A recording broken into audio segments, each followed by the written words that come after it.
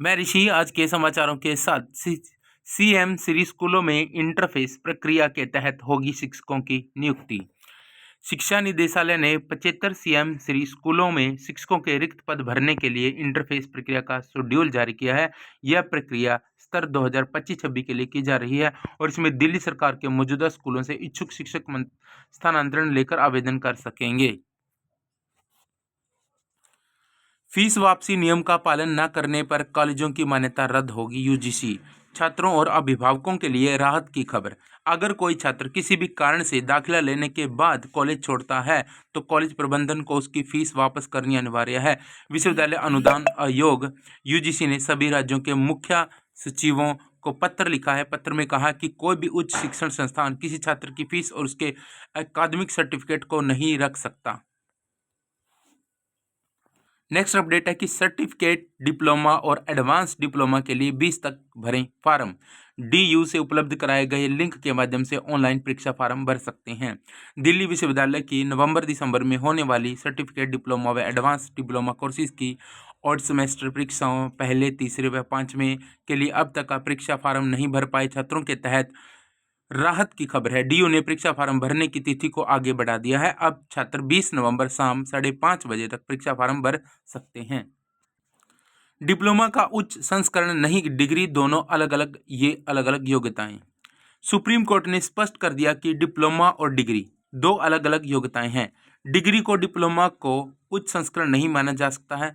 Allahabad high court के फैसले के खिलाफ बीटेक डिग्री धारकों की याचिकाएं खारिज करते हुए शीर्ष अदालत ने यूपी में जूनियर इंजीनियर की पदों पर तय भर्ती नियम को जायज बताया। जस्टिस दीपाकर दत्ता और जस्टिस एजी मसीह की पीठ ने जूनियर इंजीनियर यानी मैकेनिकल पदों की भर्ती के लिए सिर्फ डिप्लोमा धारकों को पात्र बनाने के उत्तर प्रदेश लोक सेवा आयोग के निर्णय पर मोहर लगा दी। गणित विषय की नेशनल ओलंपियाड परीक्षा कल। अमर उजाला की ओर नेशनल ओलंपियाड परीक्षा का आयोजन किया जा रहा है। इसी कड़ी में 10 नवंबर को मॉडल टाउन स्थित कोटा क्लासेस में यह परीक्षा कराई जाएगी। गणित विषय की परीक्षा शाम 4 बजे शुरू होगी। इसको लेकर विद्यार्थियों में उत्साह बना हुआ है। ओलंपियाड परीक्षा के लिए विद्यार्थी उत्साहित हैं। सोमवार कक्षा 3 से 10वीं तक के विद्यार्थियों की गणित विषय की परीक्षा होगी। इसके अलावा 11 नवंबर को विज्ञान, 12 को लॉजिकल रीजनिंग व 13 नवंबर को फाइनेंशियल अवेयरनेस भी परीक्षाएं रखी गई हैं। नेक्स्ट अपडेट है कि हरियाणा में अब आसानी से होगी पेपरलेस रजिस्ट्री। अपडेट हुआ ऑनलाइन सॉफ्टवेयर। हरियाणा में ऑनलाइन रजिस्ट्री सिस्टम शुरू होने के बाद परेशानी झेल रहे लोगों की शिकायतें अब खत्म होंगी। सॉफ्टवेयर में कई तरह के सुधार कर दिए गए हैं। पोर्टल पर अपलोड किए जाने वाले दस्तावेजों की सीमा 10 MB से बढ़ाकर 40 MB कर दी गई है। नए सिस्टम में जनरल पावर ऑफ अटॉर्नी का विकल्प पहले से मौजूद है, जिसे अब सरल कर दिया गया है। वेटरनरी डिप्लोमा कोर्स की फीस वृद्धि पर होगा पुनर्विचार। हाईकोर्ट ने आदेश दिया कि फीस बढ़ोतरी के लिए 21 अगस्त 2024 को जारी हुई अधिसूचना समिति के नए आदेश पर निर्भर रहेगी। याचिका में राज्य कोटे की फीस 90,000 से बढ़ाकर 1.80 लाख व प्रबंधन कोटे की फीस 1.5 से 2.5 लाख करने का विरोध। राजस्थान में 336 लोगों ने फर्जी प्रमाण पत्र बनवाकर प्राप्त की सरकारी नौकरी।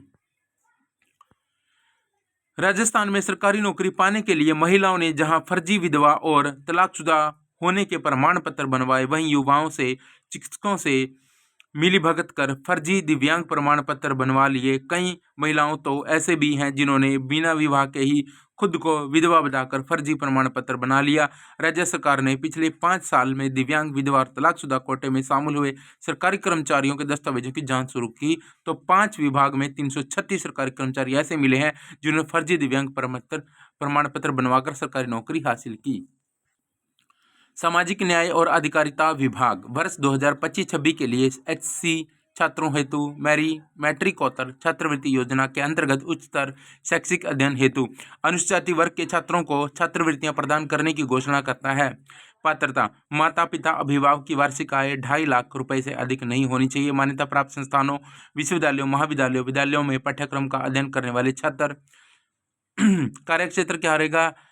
कक्षा 11वीं व उसके बाद वाले सभी मान्यता प्राप्त पाठ्यक्रम लाभार्थियों का चयन राज्य सरकारों, संघ, राज्य, क्षेत्र प्रशासन द्वारा किया जाएगा। सबसे गरीब परिवारों के आवेदकों को प्राथमिकता मिलेगी। छात्रवृत्ति में पूर्ण अप्रदित्य शुल्क, ट्यूशन शुल्क प्रतिवर्ष 2500 रुपये से लेकर 13,500 रुपये का अकादमिक भत्ता, दिव्यांग छात्रों विशेष रूप से सक्षम के लिए 10% अतिरिक्त भत्ता। नेक्स्ट बड़ी अपडेट है कि बच्चों में सामान्य विद्यार्थियों के साथ नहीं चलने से निपुण का लक्ष्य नहीं हो रहा पूरा। CWSN की स्क्रीनिंग करेंगे शिक्षक, पूछेंगे 30 सवाल।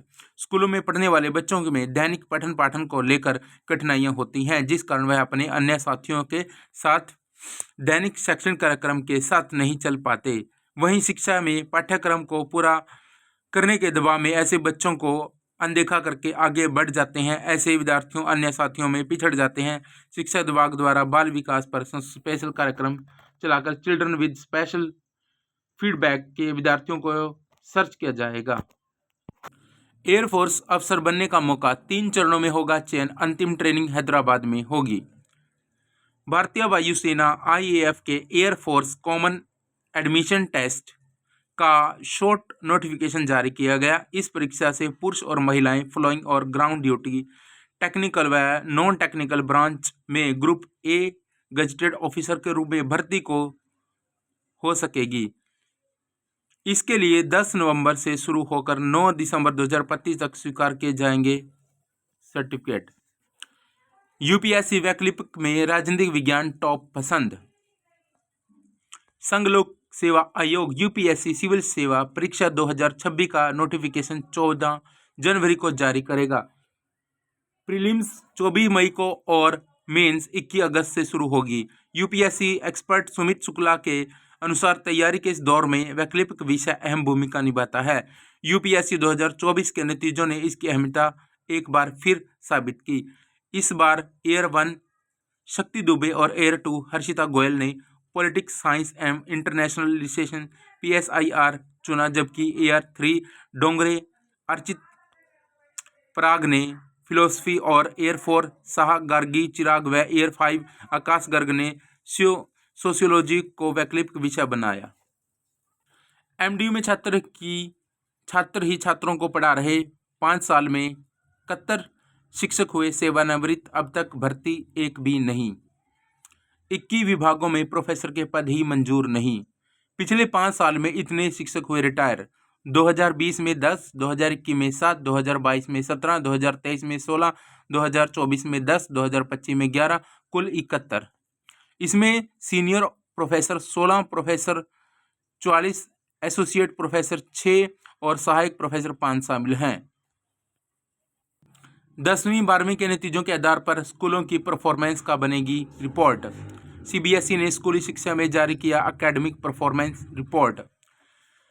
CBSE ने स्कूली शिक्षा में नई पहल कर संबद्ध सभी स्कूलों की शैक्षणिक वर्ष 2025-24 के लिए एकेडमिक परफॉर्मेंस रिपोर्ट जारी की है। इस संबंध में एक वेरिफिकेशन CBSE की ऑफिशियल वेबसाइट पर जारी की गई है। 1000 स्कूलों में एक्सटेंशन पर चल रहा छात्रों का भविष्य। चंडीगढ़ हरियाणा में शिक्षा व्यवस्था पर एक बार फिर बड़ा सवाल उठ रहा है। आखिर कब तक 1032 स्कूलों में बच्चों का भविष्य एक्सटेंशन लेटर के भरोसे चलेगा। राज्य के 1032 अस्थायी व अनुमति प्राप्त स्कूलों को शिक्षा विभाग ने एक बार फिर सिर्फ एक शैक्षणिक स्तर 2025 के लिए मान्यता दी गई है। रिक्त सीटों होने पर भी विश्वविद्यालय पर बाध्यता नहीं, हाईकोर्ट। उच्च न्यायालय ने स्पष्ट किया कि विश्वविद्यालयों की रिक्त सीटें होने के बावजूद प्रवेश के लिए नई काउंसलिंग का दौरा आयोजित करने के लिए बाध्य नहीं किया जा सकता। अदालत ने कहा कि एक बार प्रवेश प्रक्रिया समाप्त होने के बाद उसे दोबारा शुरू करना न केवल असंगत होगा, बल्कि यह कभी न खत्म होने वाली प्रक्रिया बन जाएगी। CBSE तीसरी क्लास से पढ़ाएगा AI ड्राफ्ट तैयार। आज के समाचार यहीं तक। जय हिंद, जय भारत।